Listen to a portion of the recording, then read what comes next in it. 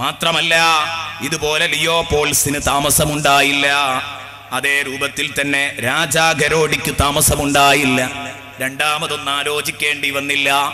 Morris ബുഖായിയെ അത്ഭുതപ്പെടുത്തിയത് വിശുദ്ധ ഖുർആനിലെ ഭ്രൂണശാസ്ത്രമാണ്. ഒരു ഗർഭസ്ഥ ശിശുവിന്റെ വിവിധ ഘട്ടങ്ങളെ കുറിച്ച് വിശുദ്ധ ഖുർആൻ പറഞ്ഞ ആശയങ്ങൾ കണ്ടപ്പോൾ അതിനു മുമ്പിൽ അന്തിച്ചു നിന്നിട്ട് പറയുകയാണ്, ഇതൊക്കെ ഒരു സർവകലാശാലയിൽ നിന്ന് ഡിഗ്രി എടുത്ത് ഇറങ്ങി വന്ന ഒരാൾ വിളിച്ചു പറയുന്നെങ്കിൽ അത്ഭുതപ്പെടാനില്ലായിരുന്നു. പക്ഷേ മൊറീസ് ബുഖായിയുടെ ഭാഷയിലാ ഞാൻ പറഞ്ഞത്.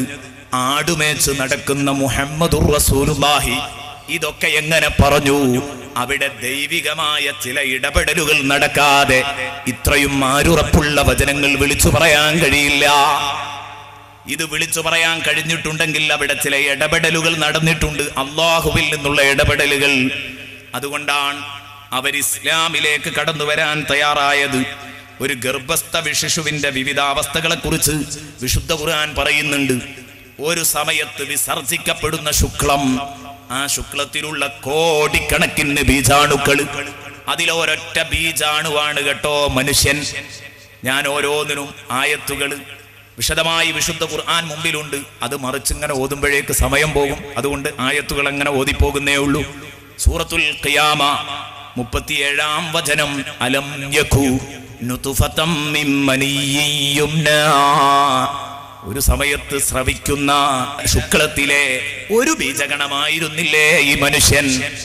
അപ്പോൾ ഒരൊറ്റ ബീജഗണം, ആ ബീജഗണം ഉമ്മയുടെ ഗർഭപാത്രത്തിലേക്ക് ചെന്നു, അണ്ഡവുമായി ചേർന്ന് സിക്താണ്ഡമായി മാറുന്നു.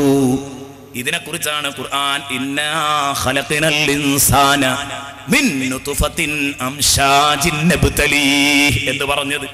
ഉമ്മയുടെ അണ്ഡവുമായി ചേർന്ന ബീജത്തിനെ കുറിച്ചാണ്, ബീജകണത്തെ കുറിച്ചാണ് യഥാർത്ഥത്തിൽ നുതുഫത്തിൻ അംശാജിൻ എന്ന് പറഞ്ഞത്.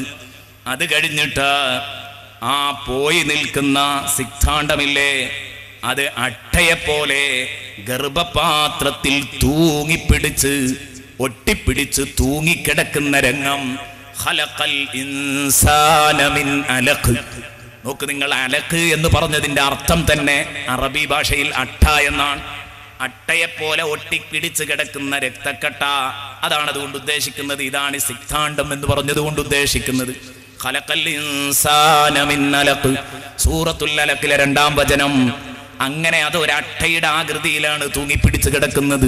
ഇന്നിതൊക്കെ നിങ്ങൾക്ക് സ്കൂൾ പുസ്തകങ്ങൾ വെച്ച് തന്നെ കാണാൻ കഴിയും. അതിൻ്റെ ഒരു ഗർഭസ്ഥ ശിശുവിൻ്റെ വിവിധ ഘട്ടങ്ങൾ, ഒരട്ടയെപ്പോലെ ചുരുണ്ട് കിടക്കുന്ന ആ ആകൃതി. അവിടെ നിന്ന് നീ അങ്ങനെ വളർന്നു വളർന്ന് വളർന്ന് പിന്നീട് ചവച്ചരക്കപ്പെട്ട മാംസകഷ്ണത്തിൻ്റെ ആകൃതിയിൽ നീ വന്നു നിൽക്കുന്നു. ചവച്ചരക്കപ്പെട്ട മാംസകഷ്ണം കേവലം ഒരു ശുദ്ധമായ മാംസകഷ്ണമല്ല.